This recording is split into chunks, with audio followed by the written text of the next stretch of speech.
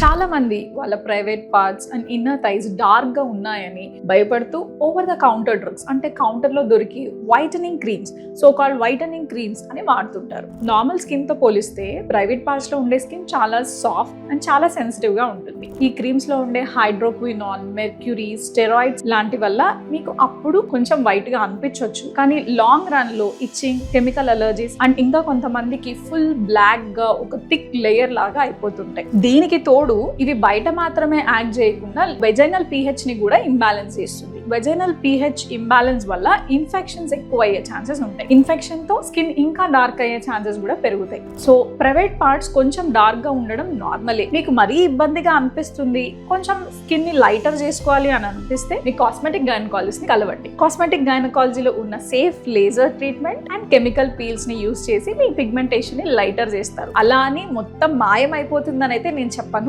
Definite గా 2 to 3 shades lighter అయితే అవుతుంది. ఒక చిన్న యాడ్ చూసి సేఫ్టీని పట్టించుకోకుండా సెన్సిటివ్ ఏరియాస్ లో క్రీమ్స్ కొంటున్న మీ ఫ్రెండ్స్, సిస్టర్స్ వాళ్ళకి ఈ వీడియోని షేర్ చేయండి. Thank you.